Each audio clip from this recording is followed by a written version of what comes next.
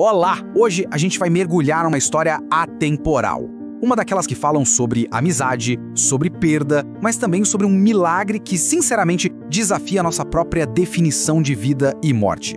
Essa é a história de Lázaro, uma testemunha viva do poder que vai além do túmulo. Vamos começar.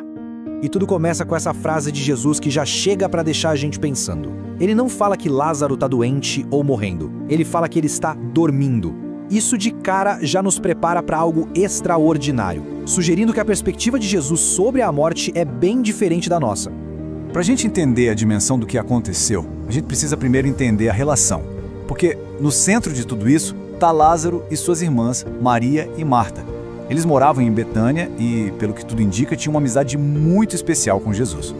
E a amizade aqui não é algo superficial, sabe? É definida de um jeito simples, mas muito profundo. Jesus considerava Lázaro um amigo de verdade, alguém com quem ele partilhava confiança e afeto. E isso faz toda a diferença, porque a dor da perda, que a gente vai ver logo mais, se torna ainda mais real, mais humana por causa disso. E tem um detalhe aqui que é fascinante. O nome Lázaro é uma forma mais curta de Eleazar, que significa aquele a quem Deus ajudou. Parece até que o nome dele já era uma prévia, um spoiler do que ia acontecer, né? Um daqueles detalhes que mostram que nada nessa história parece ser por acaso. Agora, o contraste entre as duas irmãs é muito legal de observar. De um lado, a gente tem a Marta, toda a prática, mostrando o amor dela no serviço, na correria para deixar tudo perfeito. A devoção dela era pura ação. Do outro lado, a Maria, que escolheu o que Jesus mesmo chamou de a melhor parte, simplesmente sentar e absorver os ensinamentos. A devoção dela era a atenção. São duas formas de devoção bem diferentes apresentadas ali, lado a lado. E isso tudo nos joga para essa pergunta, uma reflexão de um momentarista que é super atual. O que fazer para ter o coração de Maria nos dias de Marta? Ou seja, como é que a gente equilibra a correria do dia a dia, os nossos dias de Marta, com a necessidade de parar e focar no que é essencial, de ter um coração de Maria? É um desafio que transcende aquela época e fala direto com a gente hoje. Bom, e aí a história avança para a crise, para o ponto central. Lázaro fica gravemente doente. A notícia chega até Jesus, mas, para a angústia de todo mundo, ele não sai correndo. Ele demora. E essa demora, na verdade, é o que monta o palco para um grande teste de fé. Essa é a resposta de Jesus quando recebe a notícia. Ele já está vendo um propósito muito maior por trás da tragédia. Para ele, não é um ponto final, mas uma ponte para revelar algo muito maior. Agora imagina a cena. Jesus finalmente chega, mas Lázaro já está morto e enterrado há 4 dias. As palavras de Marta e Maria são, carregadas de dor. É uma mistura de fé no poder de Jesus com uma decepção imensa por ele não ter chegado a tempo. É aquele lamento, sabe? Senhor, se estivesses aqui. E esse comentário levanta uma questão genial. Ele aponta como é fácil a gente acreditar nos milagres que aconteceram lá atrás ou nos que vão acontecer no futuro, na eternidade. Mas, e a fé para o agora? Para a crise que estamos vivendo hoje? Esse era o verdadeiro desafio que Marta e Maria estavam enfrentando. E é exatamente nesse momento, no meio do luto e da dúvida, que Jesus vira o jogo. Ele introduz um princípio que inverte completamente a nossa lógica. Ele não pede para ver, para depois crer. Ele estabelece uma nova ordem. Jesus chorou. É o versículo mais curto da Bíblia, né? Mas talvez um dos mais gigantescos em significado. O choro dele aqui não é fraqueza. Pelo contrário, mostra a sua compaixão profunda, a sua humanidade. Ele se importa, ele sente a dor dos amigos. Não é um Deus distante, é um Deus que chora junto. Antes do milagre acontecer, uma pedra física, literal, precisava ser removida do túmulo. E é interessante pensar nessa pedra de forma simbólica, né? Como se ela representasse as nossas barreiras internas, que nos impedem de experimentar o poder de Deus. A pedra da incredulidade, a pedra da reclamação ou a da insensibilidade. Então, o ponto-chave é esse. Jesus vira a nossa expectativa de cabeça para baixo.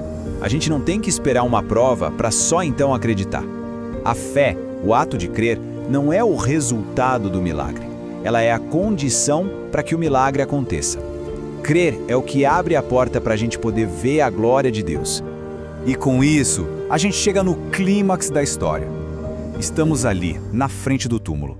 A pedra já foi removida, a tensão é quase palpável. O impossível está prestes a acontecer.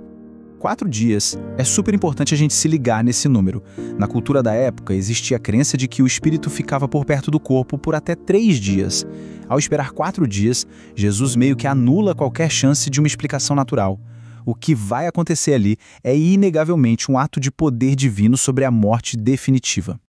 E antes de chamar Lázaro, Jesus solta essa declaração monumental para Marta. Eu sou a ressurreição e a vida. Repara, ele não diz eu trago a ressurreição, ele diz eu sou. Ele está mudando a compreensão dela de um evento futuro para uma realidade presente, nele mesmo. A vida não é algo que ele dá, é algo que ele é.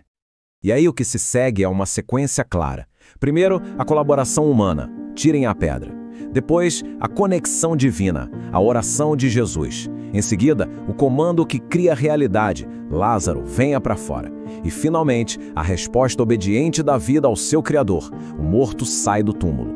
Mas olha só, a história não acaba aí, com Lázaro saindo do túmulo. Na verdade, o milagre desencadeia uma série de consequências que mudam para sempre o rumo de todos os envolvidos. O mesmo evento provocou 2 reações totalmente opostas. Para muitos que viram com os próprios olhos, a fé foi solidificada. Eles creram. Mas para os líderes religiosos, esse milagre foi a gota d'água. A notícia os levou a planejar a morte não apenas de Jesus, mas também de Lázaro, a prova viva de seu poder. E aqui, a gente volta para o tema da amizade, lá do começo. Jesus define o que significa ser seu amigo. Não é só sobre afeto, mas sobre uma relação ativa e obediente. A amizade com Deus é vivida através da obediência, um relacionamento de confiança e ação. No fim das contas, esta história é um retrato perfeito da dupla natureza de Jesus. A gente vê a sua profunda humanidade no choro e no amor por seus amigos, e ao mesmo tempo vê o seu poder divino absoluto ao chamar um homem de volta da morte. Ele é tanto o amigo que se compadece, quanto o Deus que comanda a vida. E assim, a explanação termina com uma pergunta para reflexão. A história de Lázaro nos convida a olhar para dentro. Quais são as pedras de incredulidade, de reclamação ou de insensibilidade que podem estar bloqueando uma transformação em nossas vidas? Que pedras a fé nos convida a remover hoje? A resposta pode ser o primeiro passo para uma mudança significativa. Vem pra